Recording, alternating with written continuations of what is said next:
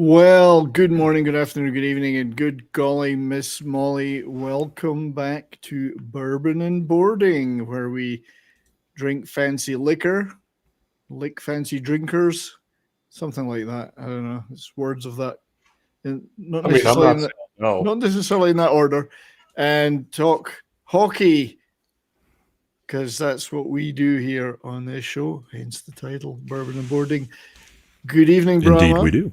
Indeed, we Good do. evening. Oh, you sound very deep and sexy tonight. Well, great.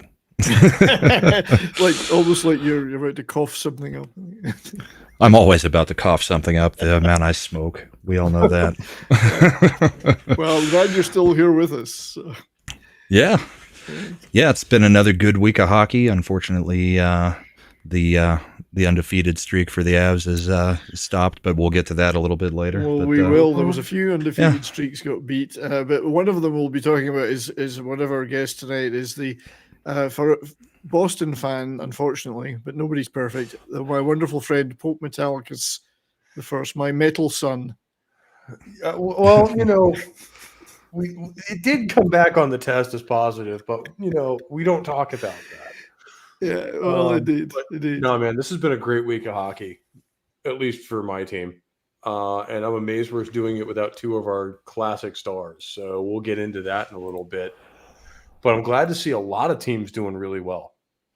Yeah, surprising teams too. Yeah, for sure. There's some teams that you don't usually hear about that are actually putting out this year. Well, we do like it when they put out, that's for sure. Absolutely. But thanks for joining us, mate, and also joining us from the frozen wastelands of BC, I believe, still, or have you moved yet? It's I'm at Whistler. Yeah, you're in Whistler. Well, you're going to be skiing now because there's lots of snow already. No, but hopefully, eventually. Well, we've got snow here. It's looking pretty bare. You can't ski here unless it's cross country, but we have snow here in Alberta. It's been snowing here all day too. Yeah. Welcome, CC. Thank you for joining us, mate. Yeah, glad to be here. Hockey fan all my life. Of course, being Canadian, I suppose that's expected. Well, indeed, don't they give you a card when you're born? Like hockey fan number and they put 30 million, whatever, and that's your number. Where are you from? Okay, fan. Well, I was misfortunate enough to grow up in Toronto, so. Oh, you poor bastard! Dear. It's been my team all my life. Tirana. Well, you'll have to forgive the things we say about them all show. No, that's okay. I'm kind of just yeah. Well, Mike DiCarlo in the chat is a Toronto fan, so you're not alone. Okay. We make fun of him too. Yeah, so we do. So welcome to everyone in the chat that's watching now. We're broadcasting this on 5 outlets today. This YouTube, my YouTube, Brahma's YouTube, my Rumble, his Rumble, and Twitter. Because we're just going all out from now on, blasting it out everywhere because it doesn't really matter just where people watch the show as long as they watch the show. So whatever of those platforms you're on, welcome. Thank you for joining us. We had a bunch of people. I must thank my great friend Snowdub for throwing a bunch of people over from the Cotton Council where my cousin Jock McHugh was on for the first hour. So Leafs lost tonight, yes, Mike, but welcome to the show nonetheless. Keely Chow, who can't stand Toronto teams since a very specific date. Why 1992? I'm just going to go ahead and hang up based on that one. Like Keely was born in 1992. I don't know. It's Courtney says it's snowing in the mountains a ton, but welcome, Courtney. Also here we have DJ Ronnie G. Good to see you. Peter Brophy, G'day from the big brown land of Oz. Truth. And I think we've got Smokey from New Zealand is with us, of course. So he's over there on the Rumble side, definitely. Yeah. Yep. So we have the Antipodes captured. Darth viewers here. Hey, Darth. Davina, the wonderful Davina Duckworth. Fountain of knowledge, font of all knowledge is here. Big Dave K, good to see you. Snowdub Raid is indeed. Wherever you are, slap the like, the thumbs up, whatever, all that good stuff. Thank you for joining us. We'll be obviously checking in with what you're saying in the chat as we go. We'll even throw a chat window up at various points so we can try and collect all the chats. All the chats. All the chats. Now, Brahma and my friend, we were talking just before we came on. A couple of things we wanted to cover before we get into scores and standings and fantasy league, but one was the untimely death of Matthew Perry, Canadian, of course. Here he is at a Celebrity All-Star game, which I think was in Nashville, with Joey there. So he was a lifelong hockey fan and made a lot of hockey references in various movies and shows, played in celebrity games, and I think they paid a tribute to him at the Nashville game tonight, which I think was the game that Toronto lost tonight. I think it's Nashville. So they played Friends and stuff like that. But sad loss. Sad loss. 54 years old. Way Always too young to lose a guy like him. Oh God, yeah. Here he is. He was a lifelong Senators fan. You don't hold that against him, though. Some of our best friends are Senators fans. We don't. Good evening, Southern Belle. Good to see you. Mike's talking about something that never happened, which was that these Leafs beat the Stars. No, it never happened. But yeah, R.I.P. Matthew Perry. Here he is in his Sens jersey at a game. I didn't see this show. Apparently, he had a short-lived show called Go On. Never heard of it. Which I never heard of many years ago. But there he is with Jeremy Roenick. Yeah. So yeah, the man loved his hockey. I think he wore a Sens shirt in the whole 9 yards, apparently at one point. So sad loss, yeah. Well, if we had gone in order, we would have our drinks poured and be able to do a toast. Indeed. So we will do that now. We're going to do that now. I wanted to get that just to get that while it was fresh in my head. So obviously it is bourbon and boarding. What are we all drinking tonight? Pope, what are you drinking?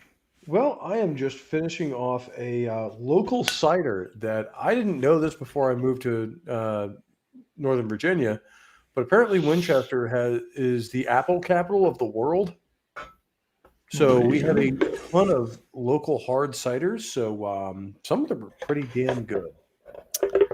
Yeah, nice. So have that ready because we're going to toast Matthew Perry in a minute.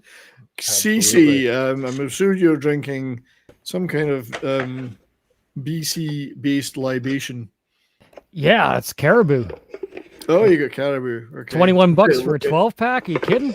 This thing's, I mean, it's not quite as good as Kokanee, but it's right up there. It's way better than Molson or Budweiser or any of that crap. Someone's drug so it's not distilled from your own urine, right? No. Well, I'm impressed with it. Honestly, I went to the liquor store a couple days ago and I was like, give me like packs of their order me packs of their premium stuff because that's only $23, and that's really good. So. Well, I mean, I think eventually your own urine does come into play at some point. Yes, if I do go off camera, that's probably why. How many people has that liquid gone through in the last 3 centuries till it's ended up in that beer? Oh, no. Well, what are you having tonight, Brahma? I just poured myself a pour from my 15-year limited release Knob Creek bottle. Oh, it comes in this nice cool box. Let's see that a bit closer. Let's have a look. Well, it's very reflective, but no, we can see it. Knob Creek, 15 years. Very nice. So it's only 100 proof, but limited edition one. Don't pull it out very often. That's what she said. And that's and hello, Mrs. Flu. Mrs. Flu. Knob Creek makes some really good whiskey and also some really great bottles for presentation. It's awesome. Yeah, them and Booker's. I get the wooden boxes of the Booker's back here for all of theirs. It's pretty cool. Yeah, and I am drinking. I forgot I had this. It's the 1792 small batch. Tucked behind a whole load of taller bottles. I forgot I had it. So I've got a few 1792s back here. Oh, 1792. Well, you got them, didn't you? The 100th anniversary brew of the witch trials. Absolutely. And there should be Got more a few of different them. ones. I've got the crazy aged 12-year one that's almost impossible to find. Yeah. Then I've got a single barrel and a, what's the one hiding back here? The bottled in bond. I see. Oh, Very yeah. nice. Yeah, so I think we should raise a glass then. R.I.P. Matthew Perry. May you be watching hockey games wherever you are, kicking back with a beer and watching hockey.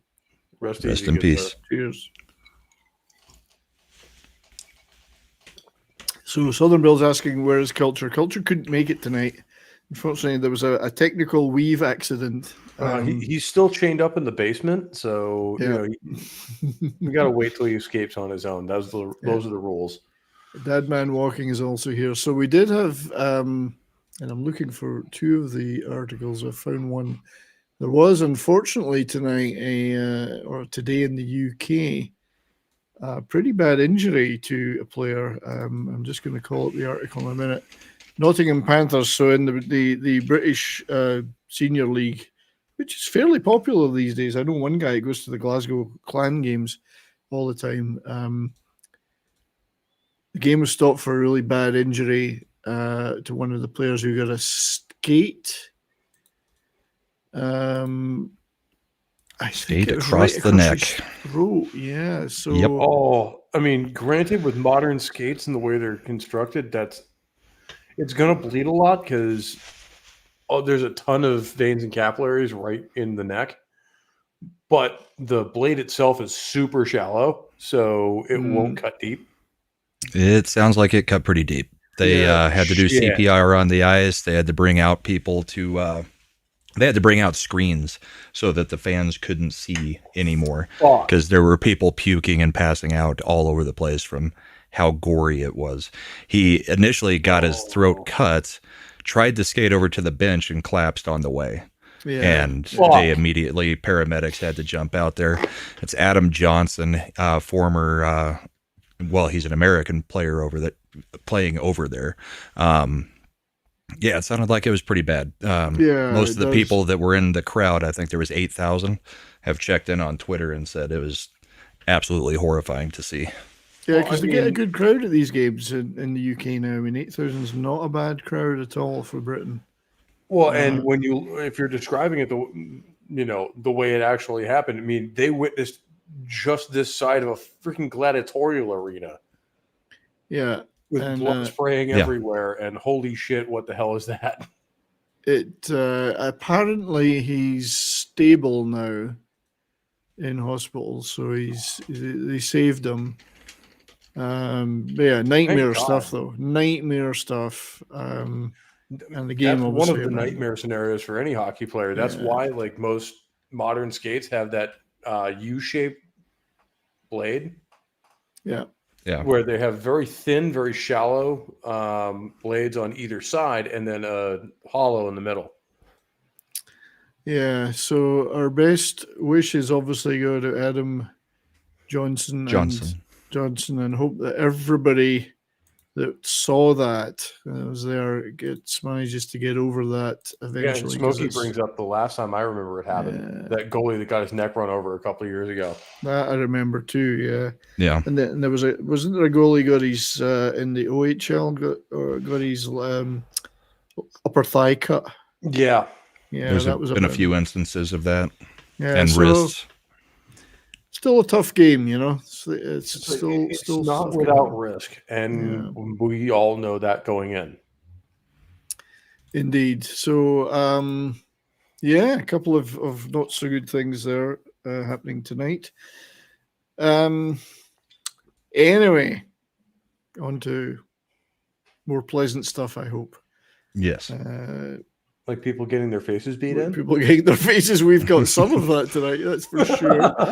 There's no shortage of clip. We have actually got too many clips tonight, so we may have to prune a few. We've got a lot of new commercials to play. We only got a few last We found the week. mother lode of all the old ESPN NHL commercials now that ESPN has the NHL again. So we've got a mother load of those. Yeah. So I think though before we get started, we'll just check in on. We'll play a commercial shortly before we dive into some of the stuff. But let's show just before that the current scores in the games that are still going on tonight. Vancouver Canucks are up against the Rangers 2-1. Long way to go there yet, though. 10 minutes, just under 10 minutes. The Knights and the Kings are tied now. I think the Knights are still undefeated. Is that correct? 7-0. Yeah, they're 7-0. No, Knights they're 7-0-1, so they lost in overtime. Well, yeah. Okay, right, yeah. No, that's according to this 6600. So, sounds like they've got 6. Are we on the right wins. date? This is the current standings. It's October 21st. Oh, it didn't update it. Stupid people. How dare they? yep. That's what I thought. Those Kings, numbers looked a little bit off. 7. They lost one in overtime, so no one's got a totally perfect record. They haven't lost in regulation yet, though. Ducks beat the Flyers 7-4. So a few games were on. Bruins, Pope. Bruins 4, Red Wings 1. Oh, the Panthers. Yep. The Panthers poor Red 3-2. Wings suffered for our loss against the Ducks on Thursday. Yes, that was a tough one. The only loss we have this year. That's right. That was a tough one, especially for Even my without our goals. top 2 scorers, we are still actually our top 2 out of 3 of our top line. Sorry, Yeah, we are still somehow pulling out win after win. I don't know how. yeah, and the Predators beat the Maple Leafs 3-2. I'm conflicted about that one because I always want the Preds to lose. That's There's nothing fair. to be conflicted about. The Leafs are run by a bunch of businessmen who don't know what they're doing. I know, but at the same time, if it's the Leafs versus the Predators, like, can we have both teams lose? Look, the Leafs would have won the cup last year if they'd played Joseph Wall. And I am not just an NHL fan. I've been following the AHL and junior and all these other leagues. I'm following prospects all my life. Joseph Wall, never mind Carter. We're going to get into it. Let's get into Carter Verhaeghe. But Joseph Wall has always been a star. And he earned it last year, and they didn't play him. He earned it against the Stars the other night, I have to say, because bizarrely, the Stars lost their no losses in regulation record, even though they played the best game of the year. And Toronto still beat them. Joseph Wall is the was a wall. brick wall in that As game. we highlighted last year in the playoffs, some teams make some remarkably head-scratching decisions at absolutely critical times, and it tends to bite them in the ass. So, Salty Traveling Sea, thank you for the 99-cent super sticker, which is a hot dog with ketchup, our favorite kind. And for you, I think we will play an advert, a commercial. We're going to play a commercial for you. So let me just call up one. I don't know. I think I missed one of the coach ones last week. So I'm going to play this one. And, I think we had one left over. I think there was one left over. So this is what you're going to get. Thank you for that, Salty. All right, listen up. Today I want to talk about team play. There is no I in team. There is a T, and an E, and an A, and even an M. But there is no I in team. There's no I in hockey, period. There is an I in period, and there are periods in hockey, and there are teams in periods. But there is no I in team, period. The I is in the beholder.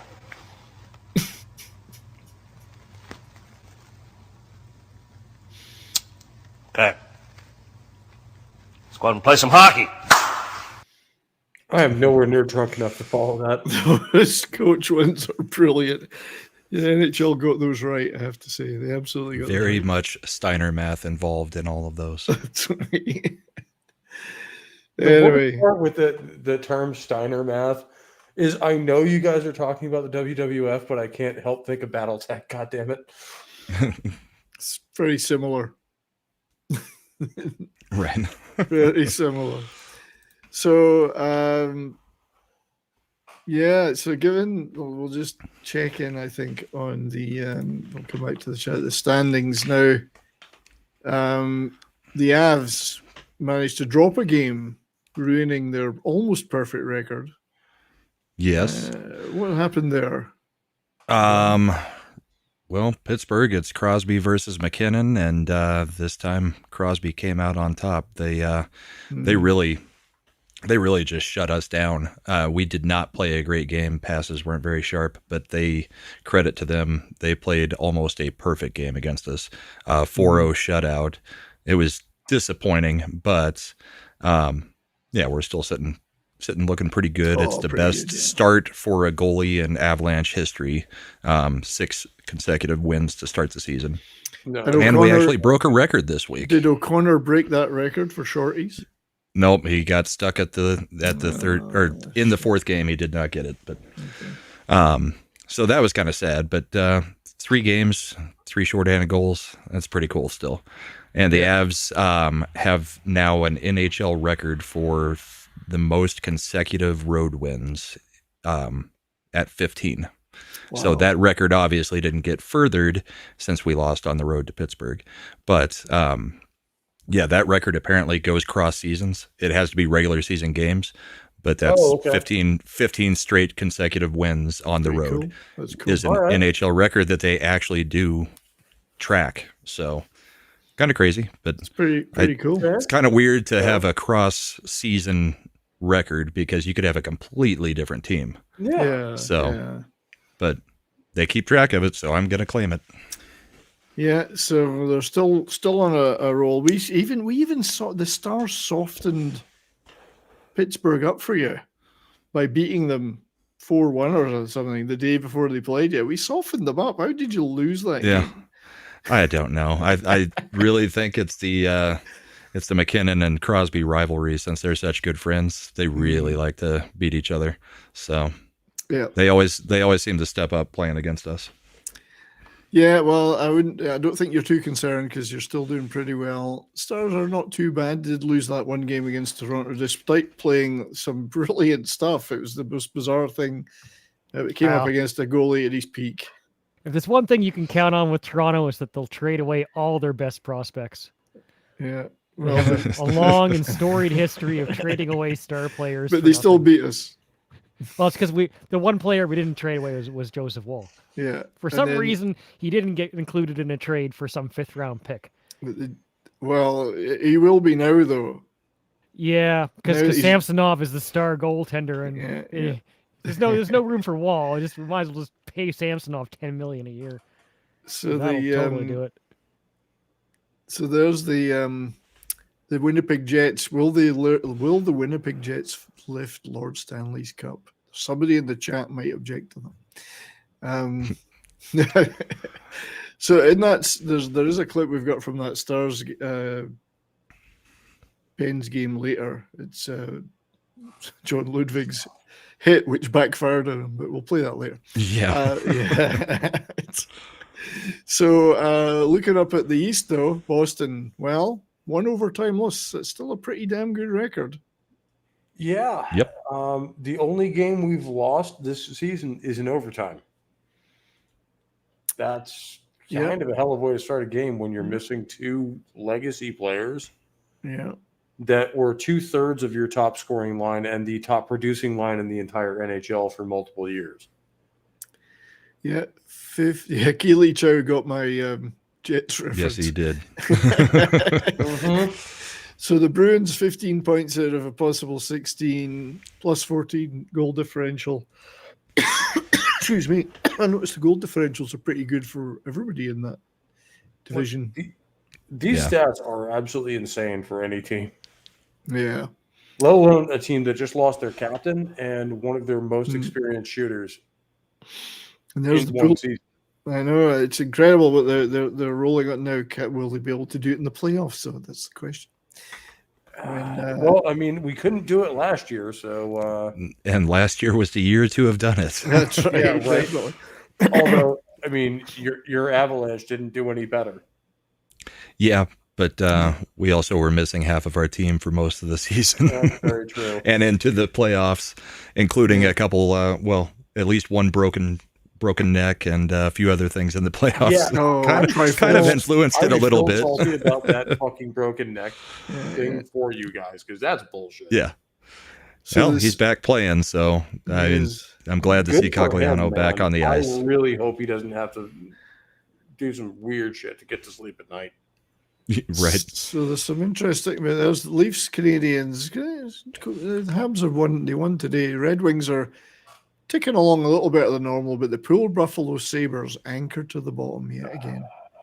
Although I will say the Red Wings just got a massive dose of reality in the Boston Bruins, who just beat them 4-1 today. They did, yes. The Metropolitan Rangers are topping the Hurricanes, actually. So, Brahma, doesn't mean your pick, Stanley Cup final pick, isn't going to happen, but they're not exactly firing on all cylinders. They're not running away with anything at the moment, No. and they've got a couple more games played than the rest of the division. So, Yeah. And in a sign of the times, the Caps and the Penguins anchor to the bottom. Good. Yes. I don't care if I live in the DC area now. I will never not shit on the Caps. Indeed. And I'm midway between like DC and Pittsburgh, so There I were- have equal right to shit on them both. There was a game. I mean, Ovechkin's clearly not the Ovechkin he was, but there was a game the other day. He's almost 50 years old. How he can had he be? he had 18 shots on goal the other day in that game. I think he only got one goal, but he got 18 shots on goal. So, which was not lucky for me because my fantasy opponent in my other league had them on their team. So the Knights also doing equally as well, same record as Boston. So, well, we don't know what's going to happen tonight, of course. So, I'm a and cap San guy. Jose so- is San Jose. in San Jose down there. So, yes, In our CC, fantasy league, if your players are playing against San Jose, it's a must start. Yeah. Right. Oh yeah, CC. I'll be I was right just say back, I'm a boys. cap guy. And speaking of the Vegas Golden Knights and the way they came into the league, it's like you do not win with top heavy teams. And Boston even is quite. I just pulled them up on Cap Friendly. They're very well balanced. Yeah, they got David Pasternak at 11.25, which is more than I would ever like to see a player get paid on any winning team. But then you look at Charlie McAvoy 9.5, and everybody else. They have the middle class on that team, mid-range players, but great players like Brad Marchand's getting $6 million. Charlie Coyle at 5.2. Pavel Zach at 4.7. And you go down, it's like there's all these like really, really quality players getting $4, $5, $6 million, as opposed to say the Maple Leafs, who, despite because I grew up cheering for them, and they're my team, but I mean, I don't expect them to do well. They got $40 million. They got half the cap basically tied up in 4 players, and all they can do is employ these $1 million, fines and hope. Like, I mean, I can go on for an hour, so I won't. But like, it's for me, it's about player value. If you pay a player $12 million, there's no way they're going to be worth 20, unless it's maybe Connor McDavid. All they can do is get injured, miss time, and be worth less. Oh, Shooting Chow bringing up the Expos. As a lifelong baseball player and fan, that I hurt. know. Although I we know. did get one of your best pitchers, being a lifelong Red Sox fan, and he turned into Pedro Martinez. Yeah. Well, my wife, being from Montreal, always bitterly regrets what happened to the Expos. So, that's such a shame. Don't be wrong, they tried to make it work however they could, and I'm kind of sad they couldn't salvage the team. With that, playing them out in the Olympic Stadium there was a bad move because it's way out of the way and it's no atmosphere at all in that stadium. So, Yeah, and I mean, let's face it, Montreal is not a place with any kind of history with baseball at all. Lots of history with hockey. Well, it does. So anyway, just to wrap that up, looking at the standings, Bruins and Knights, Colorado, top of the league. Down the bottom, Edmonton Oilers, second bottom. Oh, Yep. Tut. Hate to see that. Oh. Hate to see that. Calgary Flames. and the third Seattle bottom. Kraken are down there too. Mhm. Isn't that funny that they were one of the best playoff teams last year? Yeah, well, anyway, those are, yeah, I mean, it's tough to come back from those positions, even this early. So let's take a little look before we move on to some video clips at the fantasy team or fantasy league. I have to say, Taylor Swift, greater than Disney, is here. Good to see you, Taylor Swift, greater than Disney. For some inexplicable reason, I seem to have gone top. Yeah. Which You is had a pretty good day today. Look at the today's stats for you. Just above. Nope. Go up. Right above. It says today's stats next to season totals. You can switch it on the right side there. Oh, today, right there. So this is what's happened today. You jumped from like last to first in assists, which got you 3.5 points. Your power play points went up, and your shots on goal got you up into some points there. So what can I say? 9 points in one day. Is that what that says? So we're in a rotisserie league. The way it works is whoever tops. There's 6 teams, so there's 6 points per category that are available. So it goes 6, 5, 4, 3, 2, 1. So you can, depending on where you are in the stats, you get a certain number of points based on where you are in the stats. So like Brian here in assists, he jumped up from like dead last to top.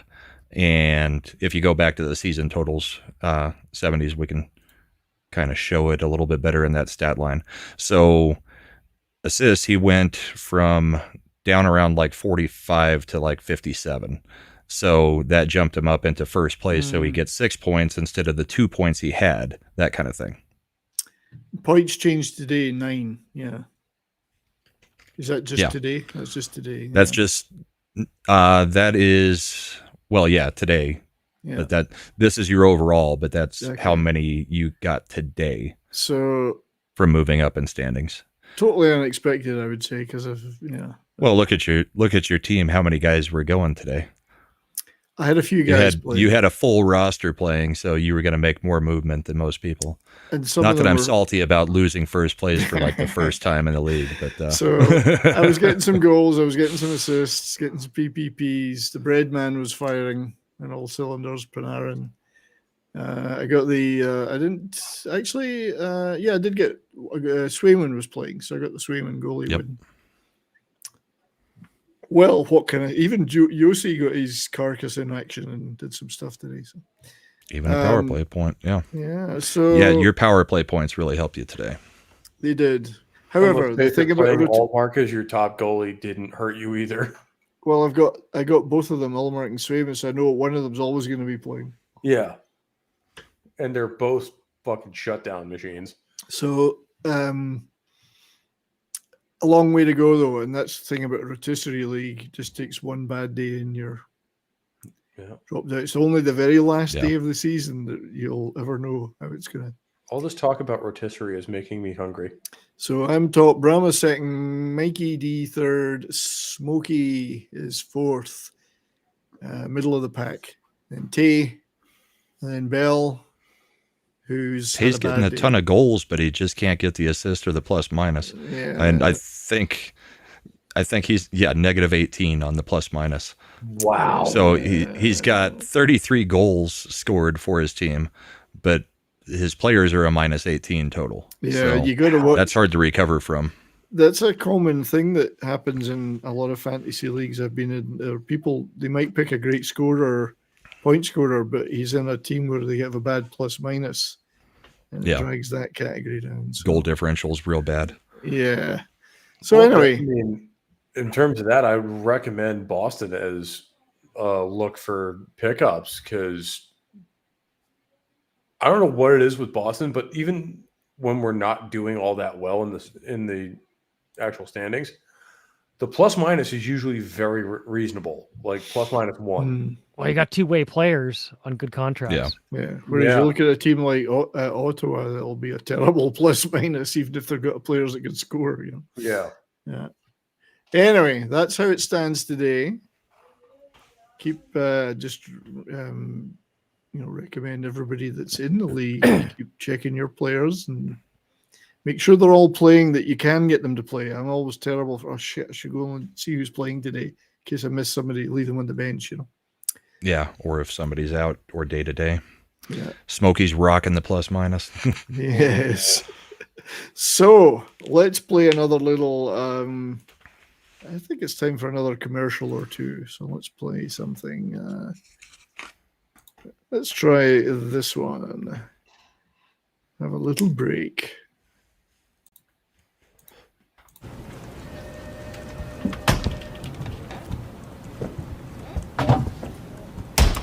Unbelievable.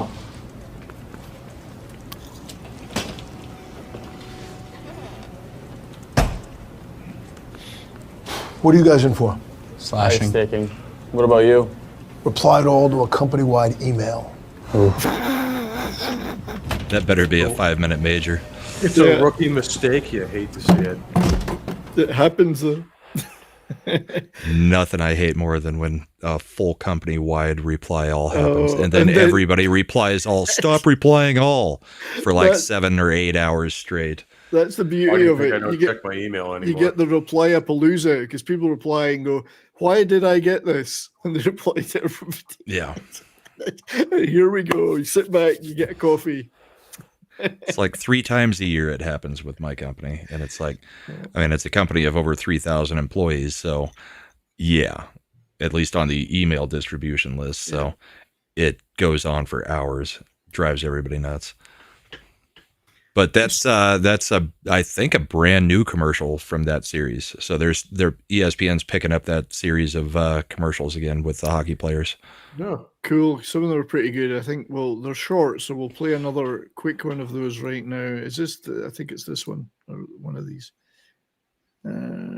Show on stream. And changed the sport of hockey. So when he came here to SportsCenter, well, we had to expect some changes here too. Coming up on SportsCenter, we break down the playoff picture.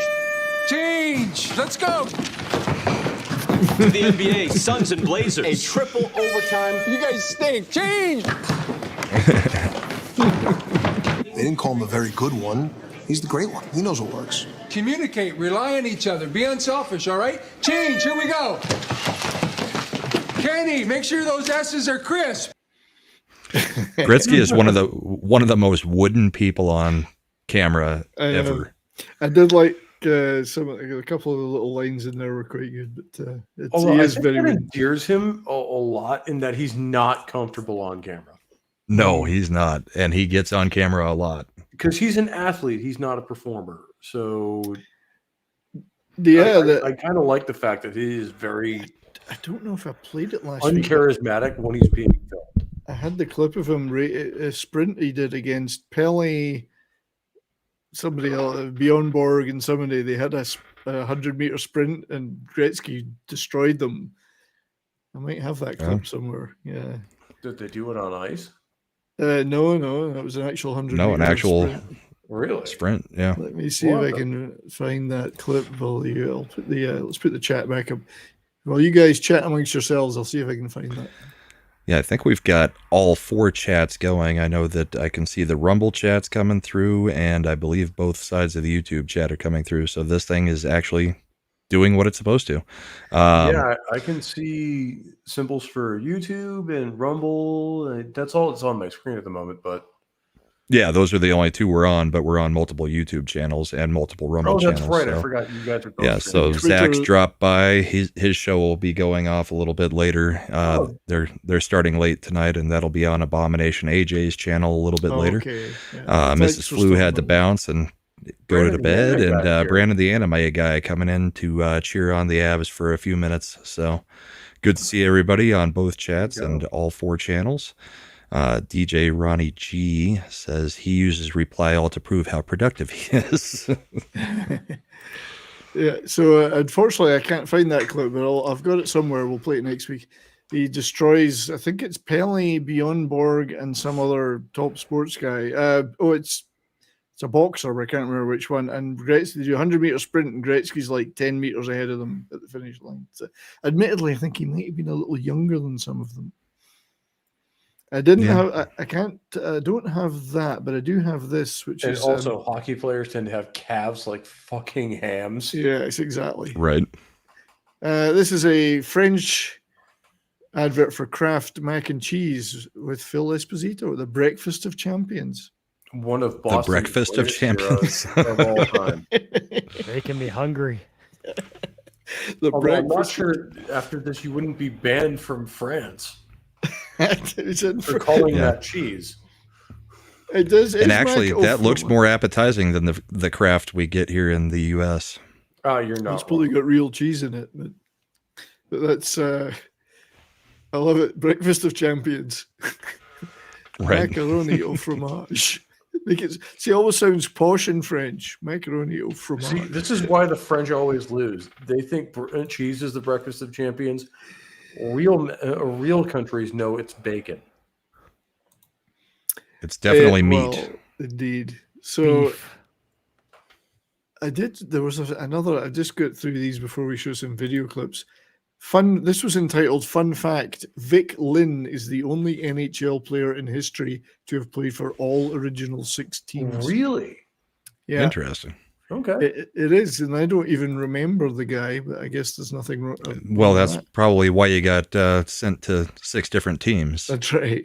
There he is. There he is sporting his Maple Leafs jersey. What a clean-cut young man.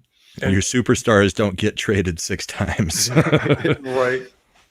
And looks like he's been in some fights. Bruins just celebrated their centennial this year. I think he's been in a few fights. So they basically put together a list of like all-time Bruins, and we have some pretty solid picks in every department. It's a pretty short list, really, isn't it? It's 100 years, so just kidding. Guys like Eddie Shore, Bobby Orr, Eddie Van Halen, but yeah, Vic Lynn. So if anybody remembers Vic Lynn, well played to you. I'm a massive Bruins fan, and I don't remember him. Yeah, well, he did. That's because he played for all of them. Way before our time. Right. So we're going to talk a little bit of news, though. Well, I say news is a few days old, but although I can brag of having seen Milt Schmidt on the ice. They brought him out for the opening ceremonies of a game I was actually at. Okay, cool. It's pretty cool. Probably 93 years old, but damn, is it good to see him. So they put him on skates. Well, I mean, he was.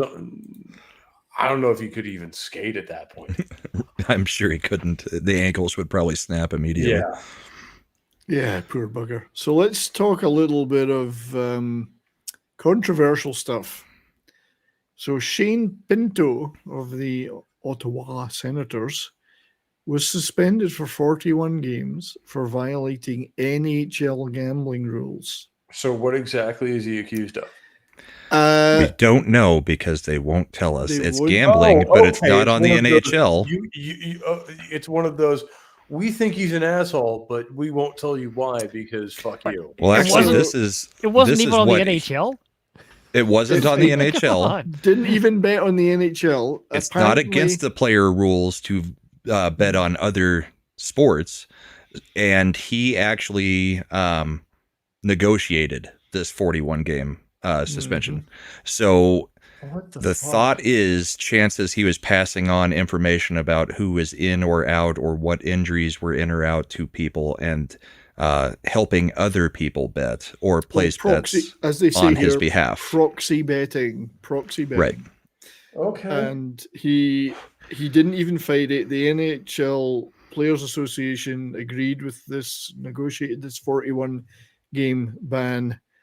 And he's not fighting it, and he's been if his team agreed to it, he's probably guilty of it. Yeah, he's guilty, but I'm confused though. It's not. He didn't do it in the NHL. It's a completely different league or sport. Well, no, if he was doing it by proxy, he may have been doing the NHL, but it's not him making the bets. Okay, he may not have known. It's not like he's logging on to the app and making the bets himself, but he may have been passing information to somebody, and they were making bets based off of inside information, that kind of stuff. Basically, giving information about the team to other sportsbook agencies, basically giving them inside information. And this is speculation, but I mean, yeah. That's pure speculation. I'm not making any accusations against him. No, the thing is, players love to gamble. It's one of the things a lot of players love to do. They can't drink, they can't do other stuff, but they look at Phil Mickelson in golf. Gambling is a thing they like to do, and this is, as it says here, it's shockwaves. Really hold on, Pope. I wasn't finished. The suspension sent shockwaves through the NHL, and I bet it has. I bet there's a lot of worried people checking their proxy betting and the deals they've made with others in various. But the thing is, the NHL's been encouraging betting by having bloody gambling on the shirts. The Ottawa Senators actually have a betting website on their helmets. Yeah. Yeah, Pope, sorry. Go ahead with your point, Pope. I just wanted to finish that. Keely Chow brought it up in chat, but I was going to bring up Pete Rose. Right. Where they banned the man for life for betting on a game he wasn't even in. Yeah. And that's what Bettman is looking at here. He's basically sending a message to the whole league. Yes, we are having betting websites, sponsor us, and it's mentioned throughout the game. Almost all of the teams now during their broadcast are showing the money lines, the plus minus, the prop bets, all that kind of stuff because they're all sponsored like that.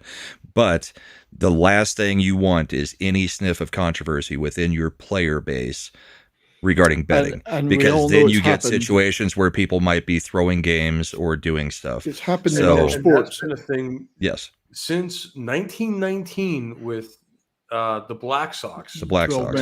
Yeah. Or whatever it was, But that's where you have to, lay the hammer down. If you're a commissioner, you do not want this to get out of hand. And the fact that they negotiated it and he accepted it tells me that, he was doing something he wasn't supposed to be doing. There's probably a lot to that allegation, but at the same time, it seems draconian, but like you guys say, this is the time to bring the hammer down and let everyone know this is not acceptable in any form.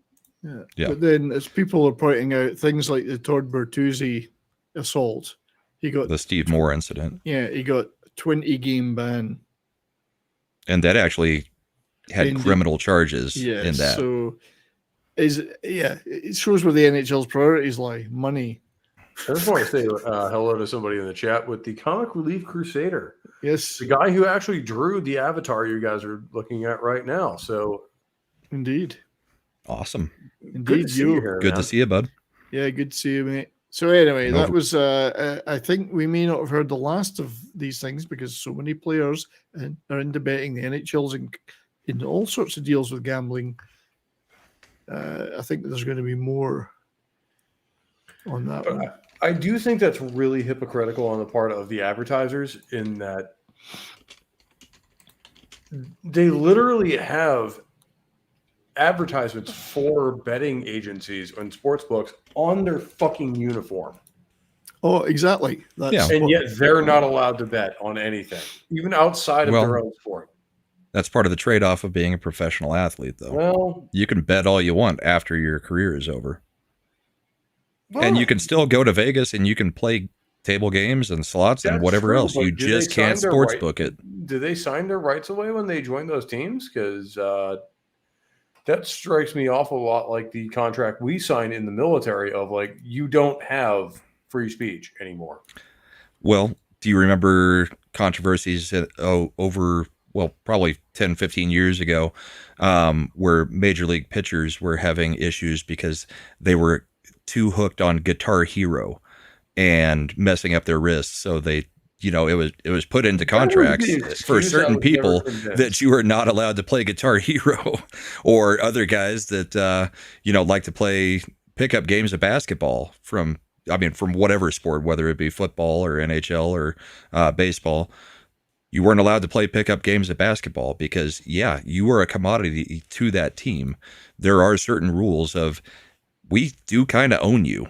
I mean, there is a little bit to what some people have said that No, I mean, the teams and actually do own you for that amount of time. I shattered my heel skiing a few years ago, and I know there was a thing a couple of years back, and I think it was in hockey, where the players couldn't go skiing anymore, right? Because they might get injured. Chance of injury, yeah. I get that. I mean, they don't even like sending them to the Olympics because it's a possibility they're going to get injured. Even the All-Star game.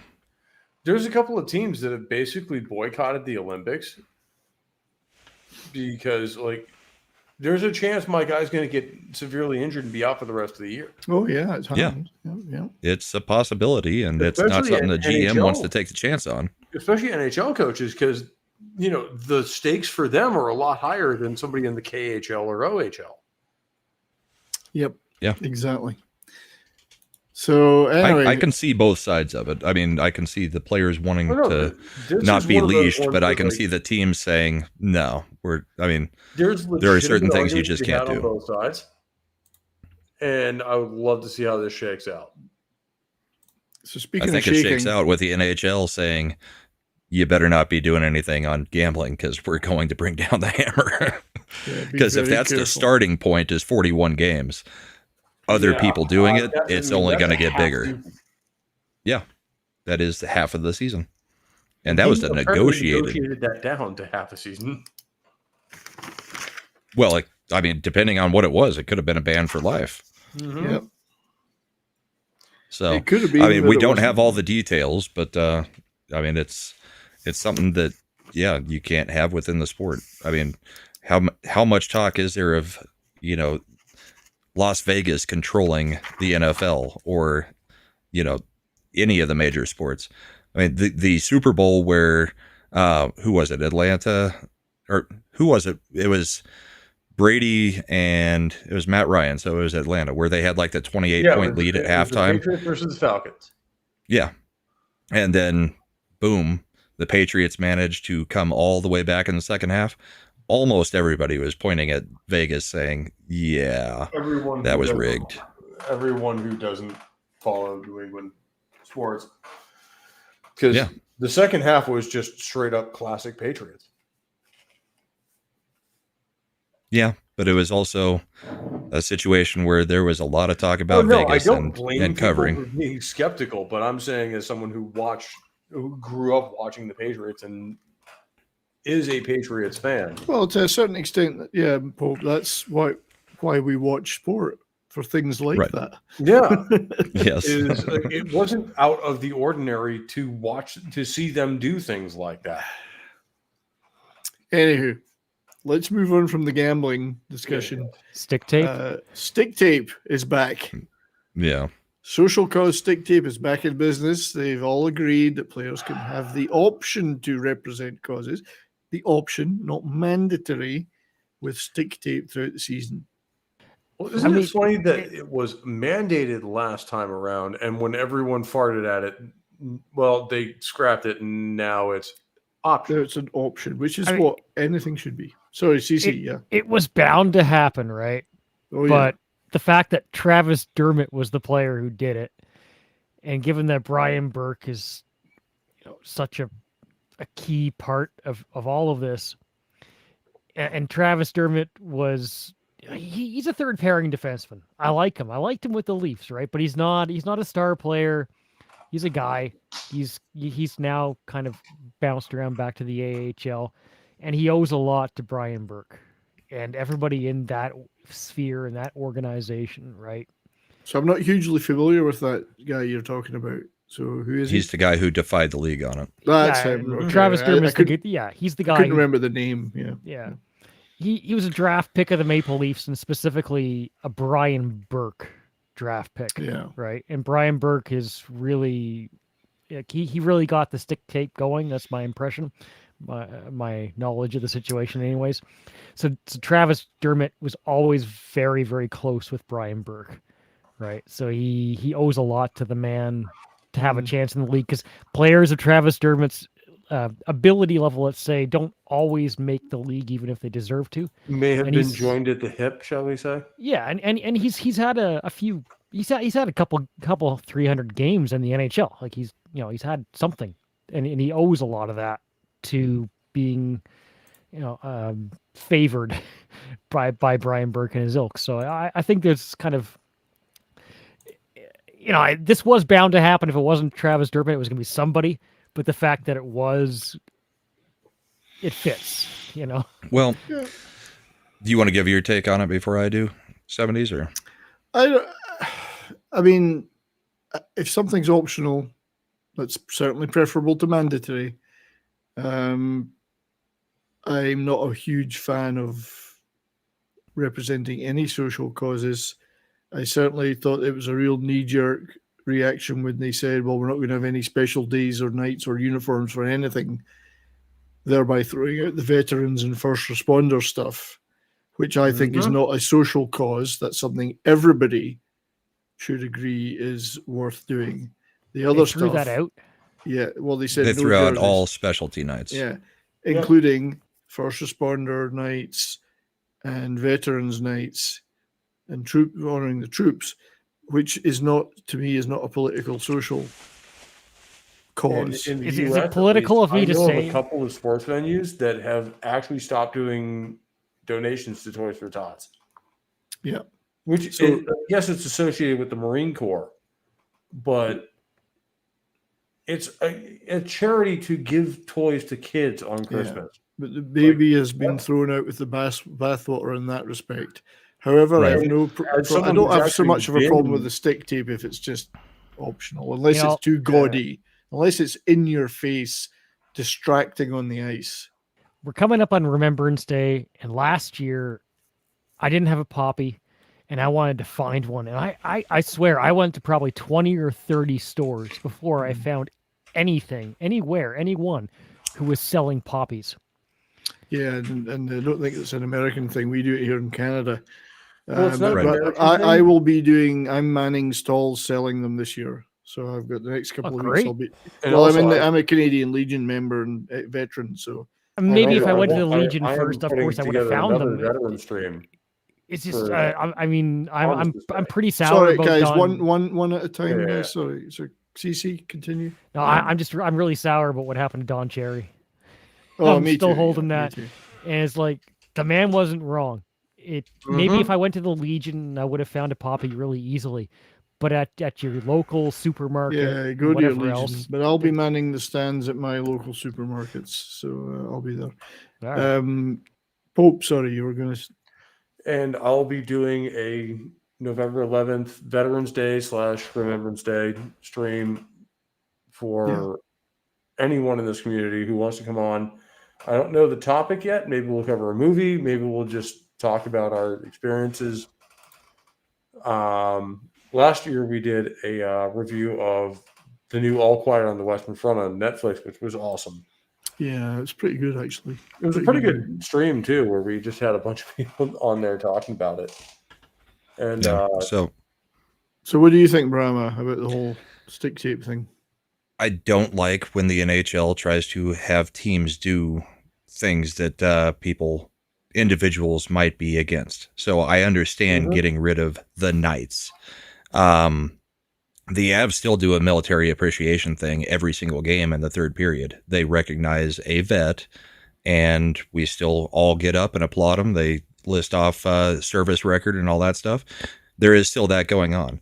There are still 50-50 pots that are going to charity, and you can still put that to whatever charity you want, I believe. But forcing people to wear the Alphabet Mafia's jersey before the game, or even the military jersey, I can understand that people don't want, that those were then auctioned off to raise money. I understand that people could be upset about that, but if you're making players violate their own conscience, I think that's a problem. I think letting the individuals decide if they want to celebrate whatever the hell they want to celebrate, for the most part, that's fine. I mean, I do have issues with, Kaepernick used to wear the pigs socks in football. I didn't agree with that. But as part of the uniform, those socks were not part of the uniform. The stick tape, I mean, if they're going to say, okay, it's not like you can put that big of a message on a stick on your stick tape. You can use rainbow colors. You can use a thin blue line. You could do black, black, black, a blue line, black, black, black, whatever. You could do camouflage. So they can still support what they want. And the charities can still be supported through the 50-50 stuff if they want. So I'm okay with this because it lets the individual decide rather than forcing the NHL's ideals on all the individuals that play underneath. 100%. So that's my take. And it should also be down to the teams to get rid of people who are being a problem. So, like, if your fan base is reacting really negatively to this, whatever signal this person is showing, yeah, similarly to Kaepernick's not in the league. Yep. If players are trying to impose their will on other players, that's a problem. Kaepernick's not in the league. I mean, that was the repercussions that he decided to face. That because they're impacting fan interaction or sales or whatever, that should be completely allowed. Like, you voiced your opinion. The fans responded to it, voicing their opinion. Therefore, you're a net negative for this team. But I think this is the safest option for the NHL because they have been walking the line of not being the political sport. All the others, I mean, you've got Israel, Israeli backing people now asking MLB and the NBA to drop BLM from all the sponsorship stuff that they've got on the field because of different political things. I don't watch the other sports because they've gotten so political. So the NHL here, I'm perfectly fine with them giving the choice to the individual. It sucks that you don't have military appreciation night, but they can still make, they could still make the jerseys, I believe, and sell them and have a portion of it go to a charity.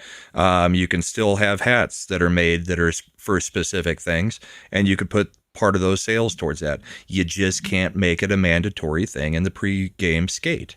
That's where the NHL drew the line, and I agree with that. Don't force players to support things that they may not actually want to support. So let the individuals do what the individuals want to do. It's like let the individual players fly their flag the way they want to. Yeah. Anyway, yeah, that's some good feedback there, guys. Good chat. We'll see if anything else develops out of that over the season. NHL, and if the NHL sticks to that or wants to try and sneak more stuff back in that they drew back from. So they're foolish if they do, because let's face it, we've seen in viewer numbers and absolute dollar value of every sport that has tried to pander to identity politics fail horribly, and lose up to, in the case of the NBA, it was 65% of their audience. Hockey Night in Canada went down 30 to 40% after they trashed Hockey Night in Canada. Yep. And I have refused to watch Canadian hockey on Saturdays. Don't watch it ever since. I've never but I watched the American broadcast. Yeah. We just want sport. We don't want politics. And yes, Keeley, they're still going to have the throwback jerseys. Yeah, that'll still happen. That's league stuff. That's not anything to do with any statement being made. Not social, no. One other quickie I wanted to cover before we get to some video clips was the NHL has launched a stats portal for things like puck and player tracking and, NHL Edge. So you're going to get a lot more statty things. Whether it's any good or not, I don't know. But hey, they're trying. That's a really imaginative name. NHL Edge, yes. So they're going to have a whole bunch of stuff in there. Apparently, I'm going to be checking it out eventually. There it is. It's you can see it right there on the NHL site, with all sorts of trackety shot locations, shot speed, Skating speed, yeah. skating distance. Is it? Which they've been kind of moving towards for the past few years because they do that during the broadcast. They show certain players how much they've traveled or how fast they're going. They have all the data. They might as well publish it. I'm all for it. As a cap enthusiast, I'm all for it because players get paid way too much for what they're worth all the time. Bro, you're talking to an MLB fan. Baseball has the most overinflated goddamn salaries I've ever seen.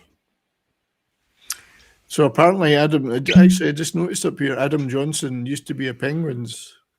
Yes. Yeah, I didn't know that. The original article was incorrect in that it said he was a former NFL player in the U.S. He was an NHL player for the Penguins. It's a hell of a jump to go to hockey playing. Yeah. So NHL Edge, check it out. You never know, it might help your fantasy team if you're, analyzing those stats. I think before we move on to any other of the wonderful stuff, we'll have another little advert.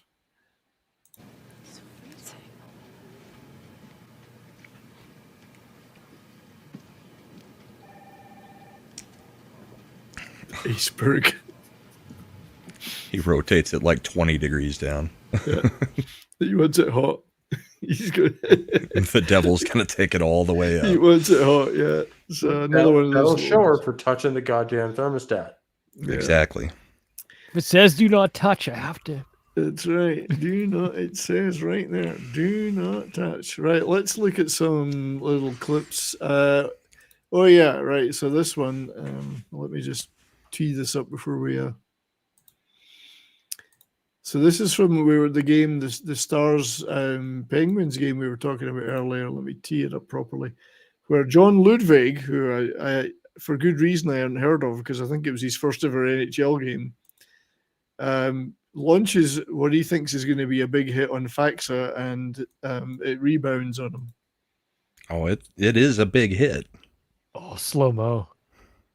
Oh, no. Yeah, but Ludwig knocks himself unconscious. Faxa dusts himself off. Ludwig is out for the Ludwig's count. unconscious on the ice. How would you be the recipient of the hit and be better off than the fucking Well, guy Faxa's who a bit did of a unit, I have to say, but It looked clean. it was clean. It was clean. Yeah. Oh, yeah. It's too bad that he actually got the brunt of It's it. a poor bugger's first game. And the worst part is Ludwig teed that up perfectly. He had the shoulder leading. Yeah. He was just going in hard in an open ice hit. And I don't know how he managed to hurt himself. But Something had to have caught his chin. Faxa just dusts himself off and gets on with it. Because he was bleeding from his face too, so something got him in the face or That's the reverse chin. karma. He had to get caught by something under the mask or something like that.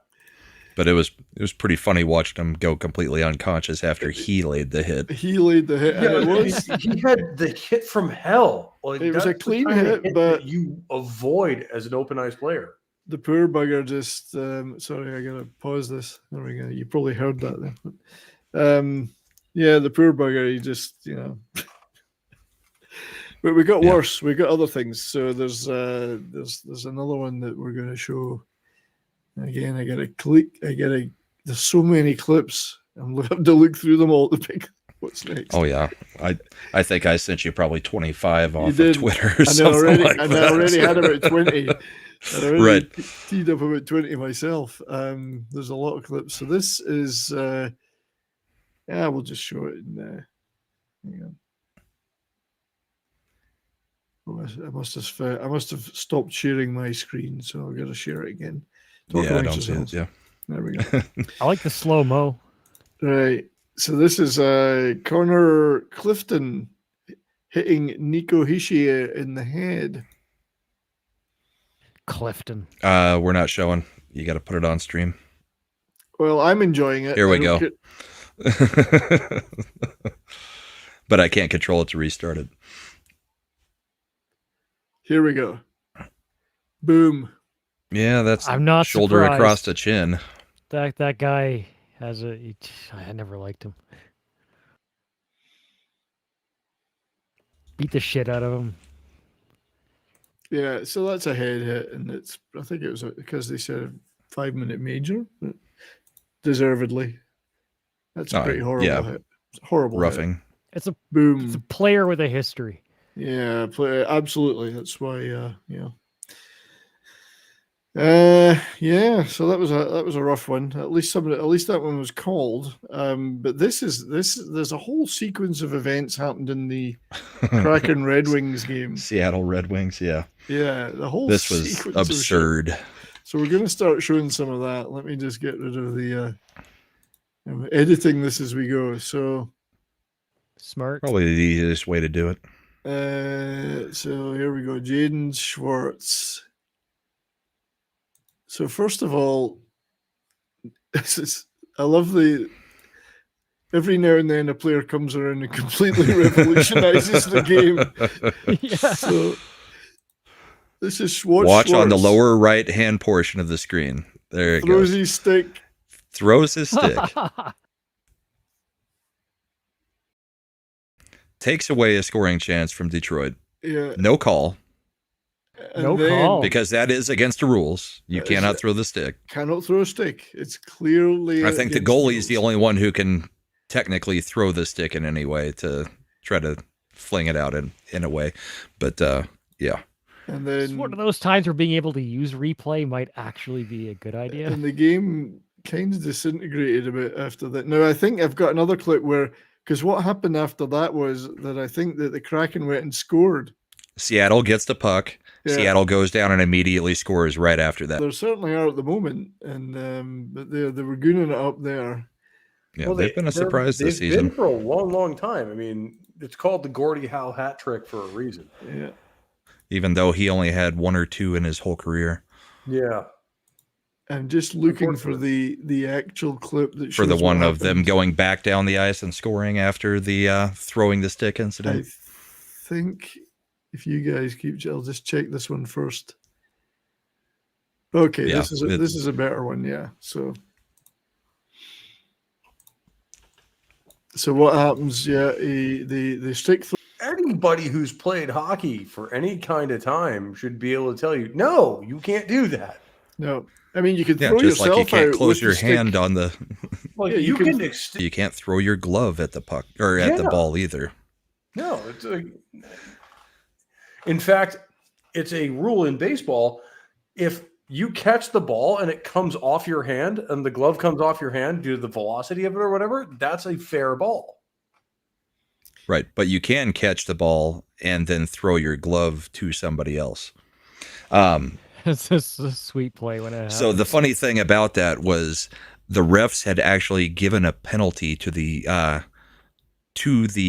Red Wings after the thrown stick happened for a helmet violation. What?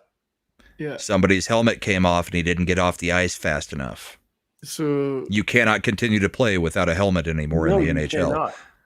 So they called that penalty, but not the guy throwing the stick. I mean, there was controversy all over this mess, and that was the end of the game, I believe. Yeah. Yeah. So the Kraken, the Kraken won out of all this. Oh, I'm getting the heads. I'm sorry. I'm gonna have to stop playing that because I'm getting getting the warning. Your stream, yeah. Man, they're really they're harsh. A few seconds of that, they're gonna block the stream. Well, I mean, we're showing clips back to back to back now. We've got to start spreading them out. God damn. I mean, God damn. I mean, we're talking about a few seconds. Usually live streams wait until after you're done. I know. It's, yeah. The YouTube side of ours gets taken down. And any hockey stuff just gets hammered straight away. Oh. Dude, being on YouTube at this point is a constant slog through copyright. I'm actually thinking that I'm just doing most of my content now over on Rumble. I think they've got people just sitting watching streams, hitting a button. I like doing live content, especially on YouTube and stuff like that. Those of you who follow my show know that I like doing live stuff, but I want to do it on Rumble because I can actually play you guys the stuff we want to play. Yeah. And that's why we do it everywhere. I don't have any video. We'll show something else here just to be different. So I don't have any video footage of this, but this is one for all Canucks fans out there. So in their first season, which they didn't do very well in 1970-71. The first game they played in Detroit, this was the result.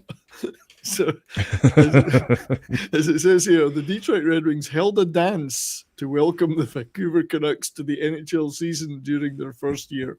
It was held at the Olympia. Held at the Olympia, and as soon as the music played, everyone looked for a partner, but nobody wanted to fight Pat Quinn. That's funny. There's no video footage I could find of this, but I think it's hilarious. Now, the Wings won 4-2, but bizarrely enough, there wasn't that many penalty minutes in the game.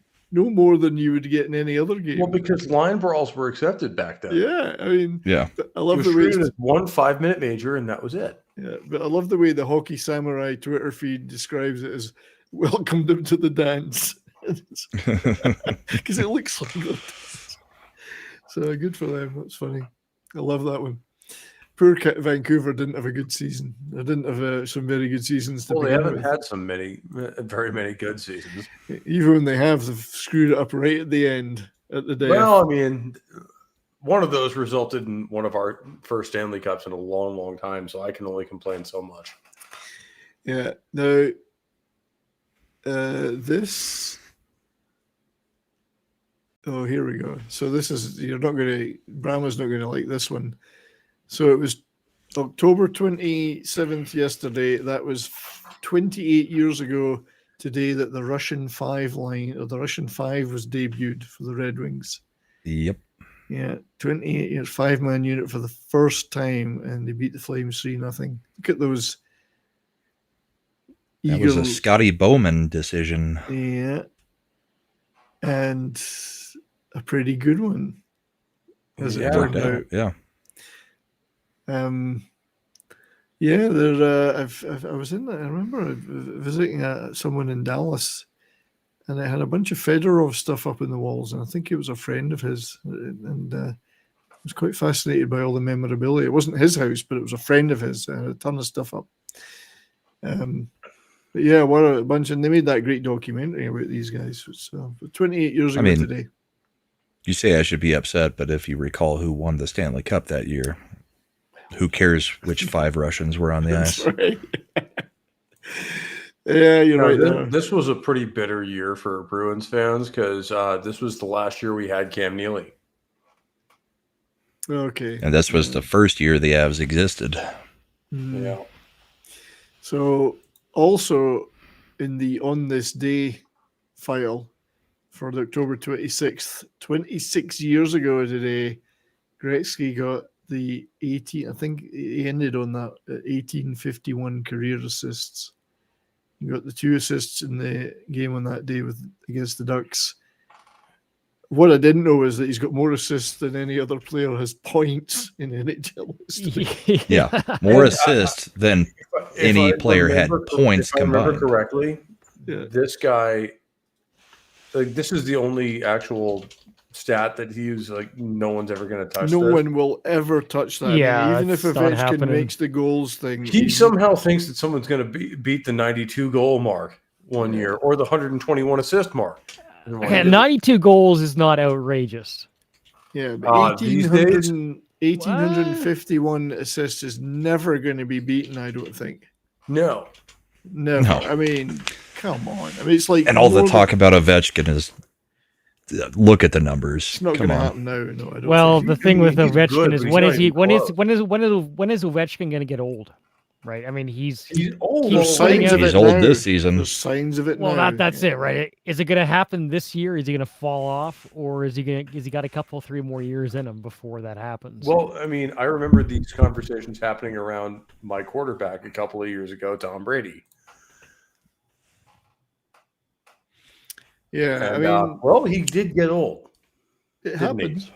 he? Well, so did Peyton Manning. I mean, the defense had to win the Super Bowl for the Broncos with Peyton Manning at quarterback. It wasn't Peyton Manning making the magic. To Peyton's credit, he absolutely will say that to anyone who asks.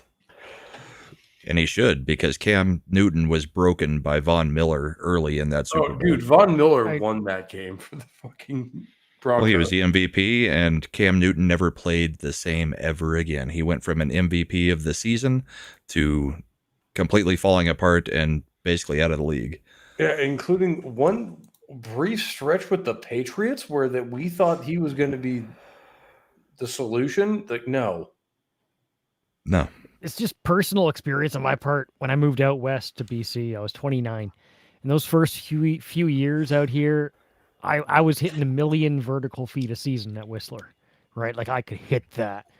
My new million is 500,000 because I'm 38 now. And 1 million is not happening anymore. I'm in the hundreds, not the millions. But, yeah, I mean, there's something about your 30s that it just trails off. Eventually, Eventually, you get to your 60s. Yeah. Trust me. It's time for a quick advert. Kenny, it was an outstanding year for New Jersey. Definitely. I mean, to win the Stanley Cup, that was great. Thanks, and the New Jersey Nets drafted the #1 overall pick, Kenyon Martin. And Bon Jovi's released a new CD, Crush.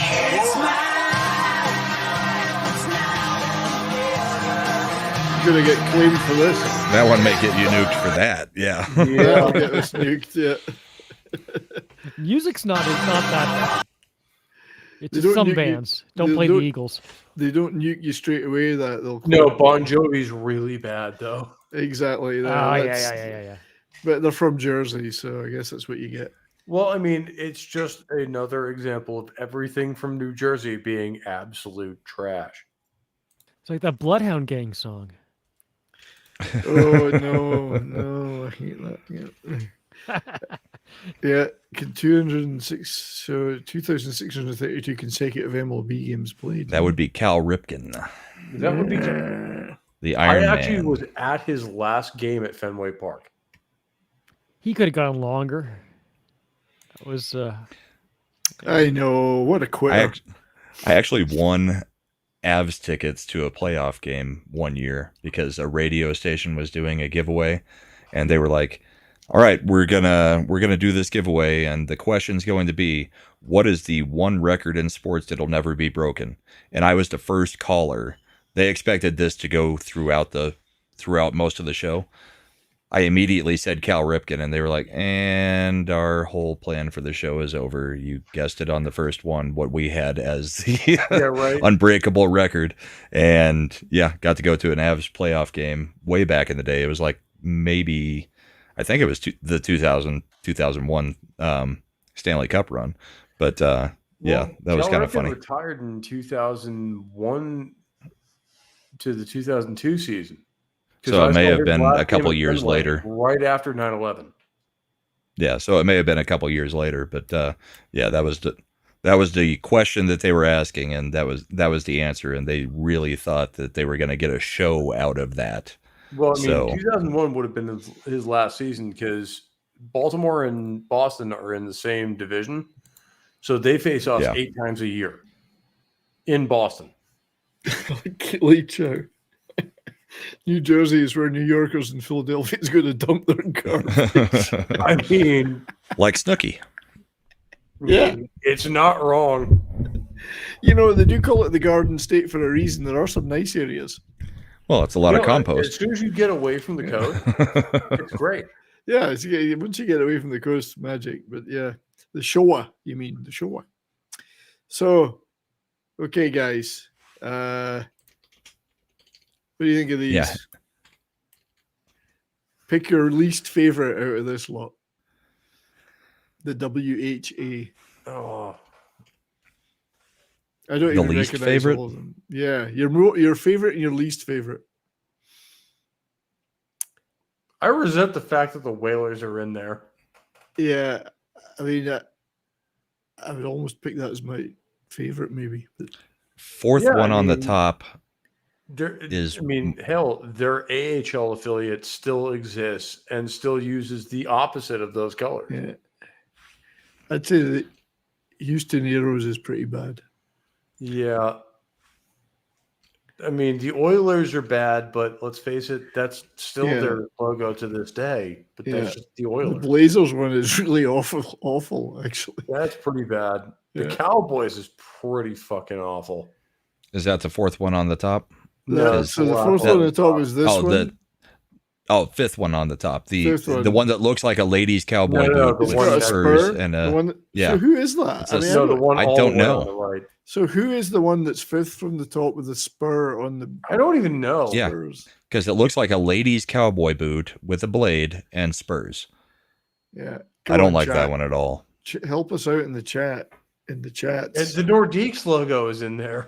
Oh, the Nordiques I like is that okay. I like that one. And that would be my favorite out of the group, obviously. Well, the S is the one I don't like. Avalanche. Yeah. Don't know. You don't like that one? Is that Seattle? Don't like it at all. I don't know who it is. See, this was before my time, so I only know the teams by reputation, and I don't recognize all of the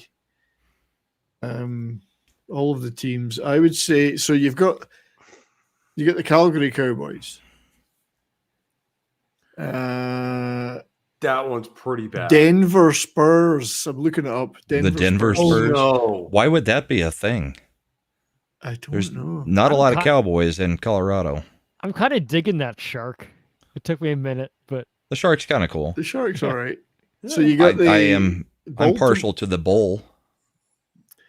Yeah, the Philadelphia Blazers. The who are the Raiders? Jesus, I like that one. Yeah, that's not bad.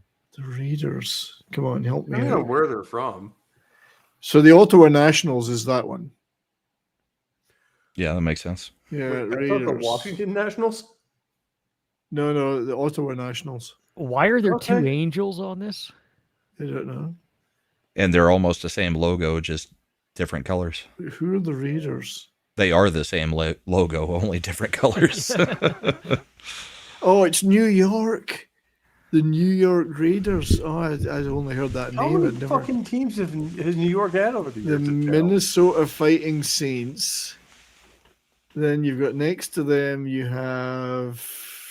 Was that the predecessor to the North Stars? Oh, I don't think so.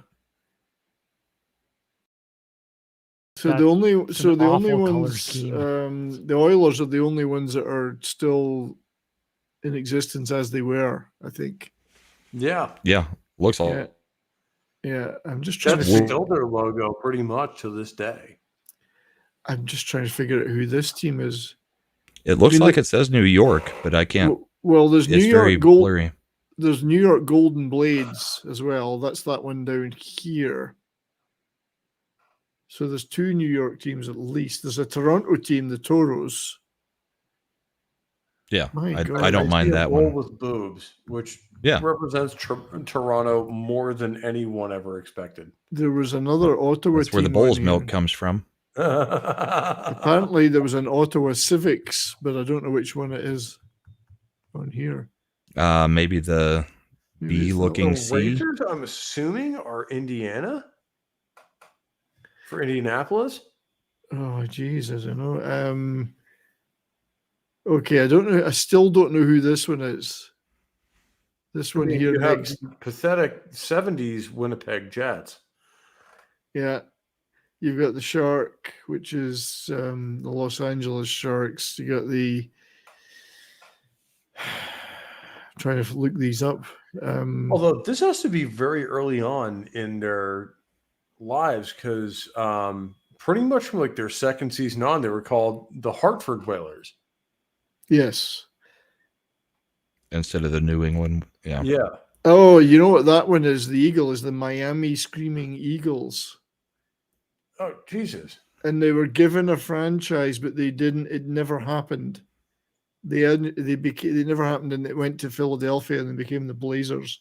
So there's some stuff on here. Oh, okay. So there's stuff on here that didn't happen. So they were never actually a team. That's right. They had a logo, but they never launched in the end. All right. But you got What's wrong with the fucking six-legged deer in the bottom left there? You mean this one? No, sorry. That's This the one next to it. The one in the red circle. That one. Oh, geez. That's the Michigan Stags. There's probably a reason that never happened. Yeah, and then above it, the Cincinnati Stingers.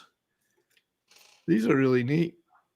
Yeah, they really are. They're awful. So some of them are bad. There's a couple of good ones, but and there's a couple that were in the NHL for decades. Yeah. The Nordiques and the Whalers were both in there for the Whalers, the Jets. You got the Nordiques. who became didn't they become and the Oilers are still there to this day. God knows why. they got the Phoenix. So who did the Nordiques? I thought they became the Avalanche. The Nordiques did become the Avalanche.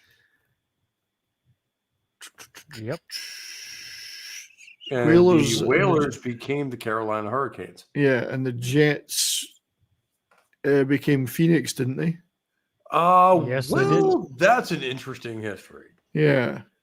But there's some really short for another day. Because the Jets of today are not the Jets of But anyway, it's interesting though because I wasn't that. There's a Sharks jersey. It's not bad actually.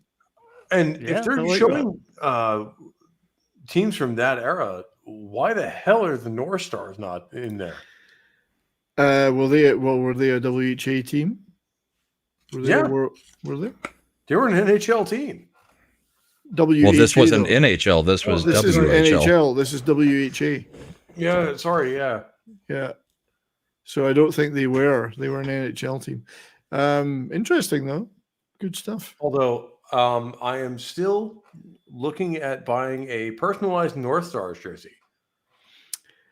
Hey, you should have gone to Dallas Stars games. They got loads of them in the stores now. I know. Retro ones. But if I have to have a second team other than the Bruins, well, it's the Minnesota North Stars. I got to go with the Avs. Yeah. I'm not just saying that. I mean, Nazem Kadri and... Well, hey, one of our former captains was drafted by the Nordiques. Right. In their last year. And showed up in our roster in 2003 being Zdeno Chara. Oh, yeah. The big man. So, final scores tonight. I forgot to check in on those. Rangers beat the Canucks 4-3 in overtime. And the Knights beat Kings 4-3 in a shootout. So, another win for the Knights. Yep. The Knights are fairly drawing in, as they used to say. Wait, did they shift the Maple Leafs to the Western Division? No. I don't think there were any shifts this year. There were no shifts. Actually, bearing in mind I was born in 84, and so I kind of grew up on the Maple Leafs in 1991, 92 especially. But You're only 99, 3 years the older than me, Dallas man. run, that was the first year where I was just like glued to the TV all night. I got like I pulled all-nighters and went to school the next morning and watched, because that was the series where they had the triple, quadruple overtimes, right? Yeah, was that before they changed the overtime rule to you get a single overtime period and then you go to a shootout? Well, in playoffs, it was always unlimited. Before that, before we went to semi the current system, there were actually ties in the 80s and maybe early 90s even. There were, yeah. But there wasn't unlimited overtime that I remember. I could be wrong on that, but they used to just have ties, and then they went to the overtime with an overtime loss point. The reason and I ask is that's the how 2 points for a win would work, even in NCAA Division I. Like there is no such thing as a tie. You play The overtime. NHL used to have ties. They used to have ties in the NHL, yeah. And I was actually at one of those games for UMass Lowell. I think they ended up losing in the end, but they took it to triple overtime. So they played 2 hockey games in one day. Yeah. That is, yeah. That is some endurance right there. Where That's one of my favorite parts of hockey. Yeah, when you get triple overtimes, in the Well, playoffs. In the especially playoffs. as somebody who used to play, like a triple overtime game, like you're gassed even when you get out on the ice. And I imagine the ice is crap after 6 periods of hockey. I like that's that the logo. 95-96 Stanley Cup final against Florida for Colorado. Triple overtime. Well, it only happens in the playoffs. And that's when it's warming up, and even the arena's HVAC system can't keep up with the ice. Yeah. So by the 6th period, the ice is, like you're saying, the ice is absolute shit. The puck barely slides. Yep, and you barely slide. Yeah. Like, if you try to dig in at all, the ice just chips. It's bad.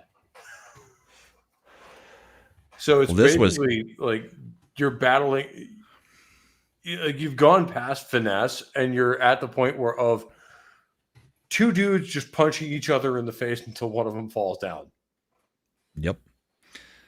This was a fun game with Kachuk basically dislocating his shoulder in one play and then fighting later in the game on another play after he came back, after he basically put his shoulder back into socket while exiting the ice. Ouch. I will say that hurts like hell, but it will actually shock. He's not it that will actually realign come your on, bone. like Chuck did that to himself. What are you even fighting for? Because he's a Kachuk. Because he's a Kachuk. Because he's a It's just Kachuk. Dude. This is his legacy. Play. Who's the blonde? This one is Brady, correct? Yes, this is the Brady of the two, the Brady bunch. Now let's look at the other clip. The injury.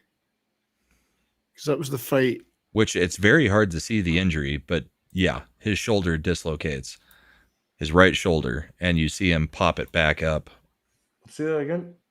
His right shoulder dislocated. And he pops it back in, goes back to the locker room, comes back out later, and has that fight. As the time, I think that's the timeline on it.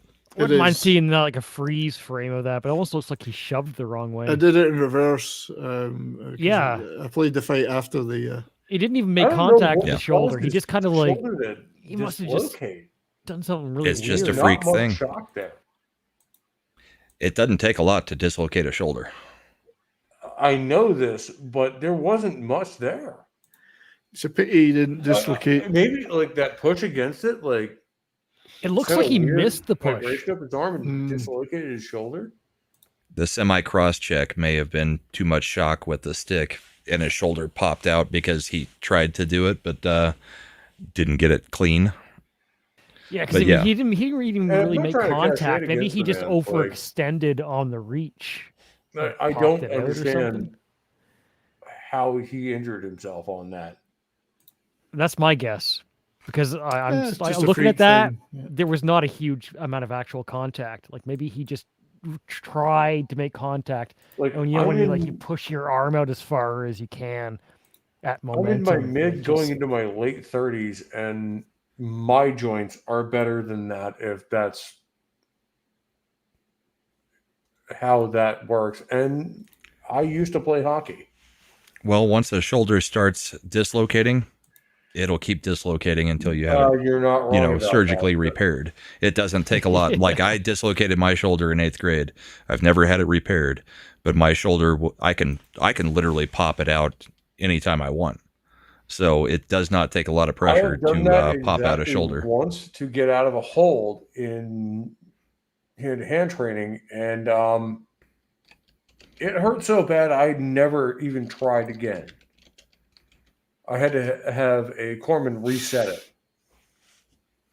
it. Like I popped my entire shoulder out. Like, yeah, I mean, mine pops out and back in just by doing that.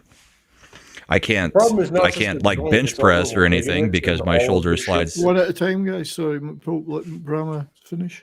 Yeah. Like I can't bench press anything because my shoulder literally pops straight out the back when I try to put weight up in the air.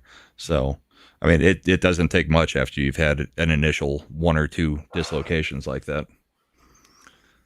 Well, yeah, I mean, my shoulder popped out, but like I had it reset almost instantly. Where you start, I mean, in this kind of case, you've had repeated injuries like this where it starts tearing muscle. I mean, that's not going to tear That's not going to just going to dislocate. It was just a clip of a guy putting his shoulder and put it back. So I think we need to move on. Yeah. And then getting into a fight later, which was funny. We just want to keep it rolling, guys. We need to keep it moving. Yep. Yeah. So this isn't hockey, but it's still funny. It's a 1969 halftime show at a Minnesota Vikings game. 40,000 watching in disbelief as a hot air balloon carried an 11-year-old boy over the light towers and dumped him in the Minnesota River. So look at the stuff. Look at the stuff that was going on at this game. They're using flamethrowers. Look at the flamethrowers. Are they literally? They really are. And then they stick this kid in this balloon. Look at them sitting in the snow. Yeah. I mean, this seems like Minnesota. Remember that story a few years ago about the kid blowing away it was fraud, but the kid blowing away in the balloon, the weather balloon thing. It's just old time football. You could also see a lot of this in playoff New England times. The brushing the snow off the markings.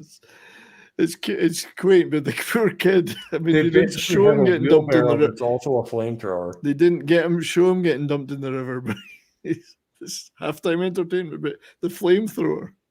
Yeah, I mean, it's basically a weed whacker, but with a flamethrower at the end of it.